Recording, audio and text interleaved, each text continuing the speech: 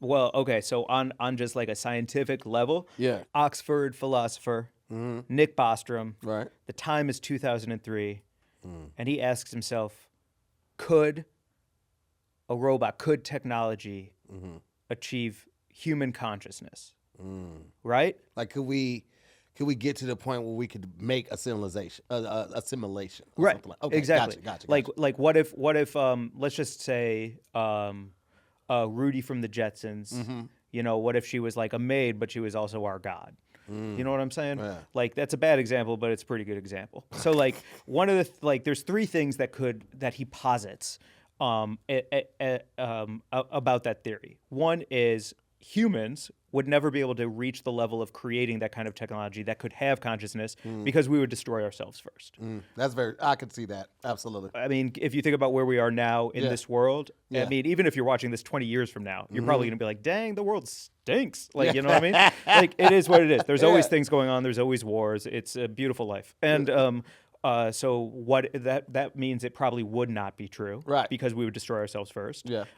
Ethically, number two would be like the ethics of it, which I have a huge problem with because it seems like even Terminator is now coming true, and we all know Yeah. that Terminator was like a dog whistle about like technology becoming conscious. So the ethics of it, we would hope that humanity would not ethically follow through with that. So, like, we would get to the point where we have the technology to do it, but we would decide against it. Yeah. Ethically. Yeah, the Yeah. lizard people would sit underground and be like, guys, what are we doing? Yeah. Let's just get some more flies, man. Yeah. Just taking things way too serious. Like this fly. Exactly. Aren't the flies good enough? Come Do we really need on. robot flies that then are our overlords? Right. Right. So that's the second one. Okay. Third one is it happened, and now we're in that consciousness's simulation. We don't even know it. Like we're in a snow globe essentially. So it's actually like we are in a simulation. So Yeah. one of those three things must be true. Yes.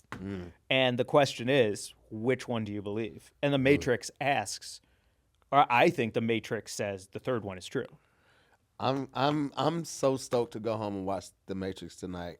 I mean, I'm gonna get so high, and then I'm gonna dress like Neo, and I'm gonna watch the Matrix tonight. You're welcome to stop by. Is your belly button going to be out and a little shrimp on top of it?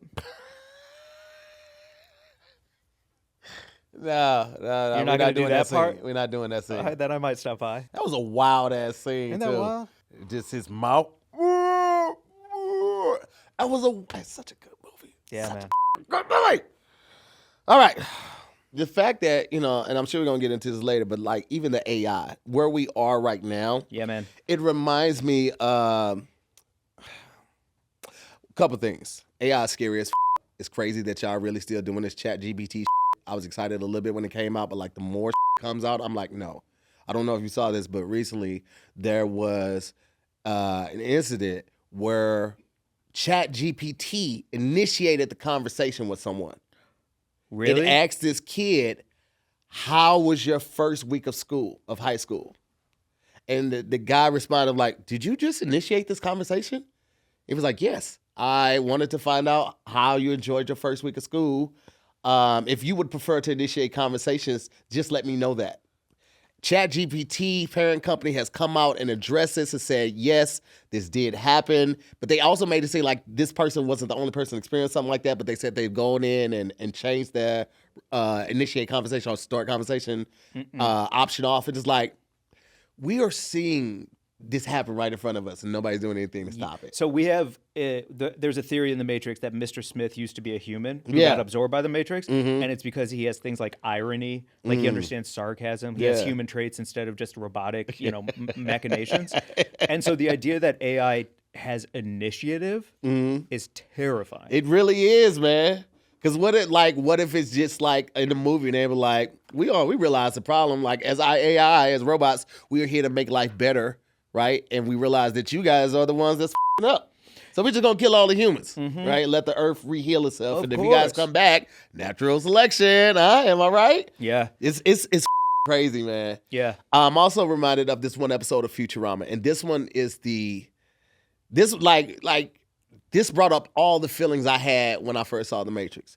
There's an episode of Futurama, and I forget which episode it was, but I feel like it was like the last episode. It was a finale of one of the more recent seasons. Yo, you're glitching. I'm a little high. Bleep bleep. Glitching. So in this episode, the professor has this simulation, right? And the people inside the simulation are the exact same people that, are in the real episode and not in the simulation. But the people in the simulation are starting to realize that they may be in a simulation.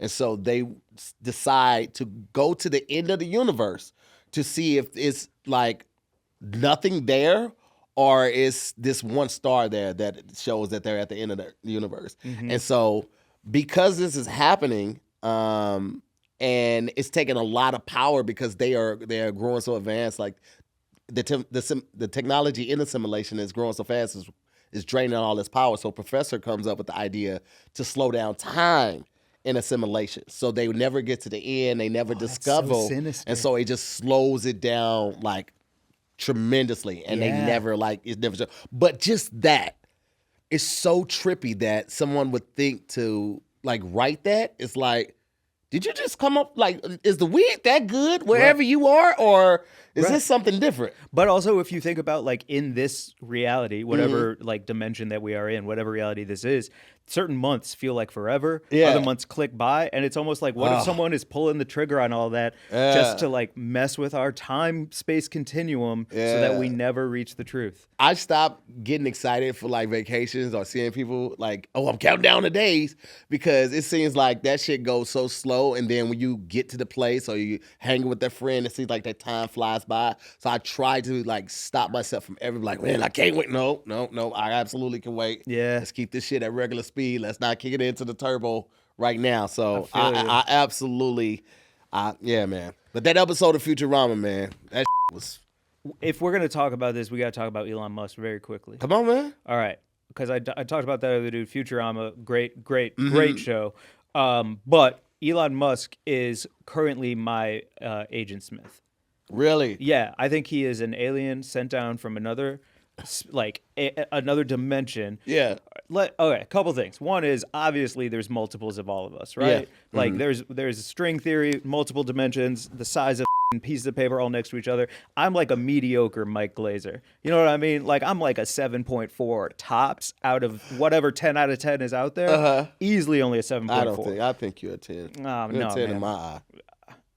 Dink. Thanks, dude. The Valencies. Thanks so much, dude. But that was so creepy. I regret doing it. You ever do one of these? Buddy. That's how you make a point. Yeah. That's how you do it. Okay, so anyway.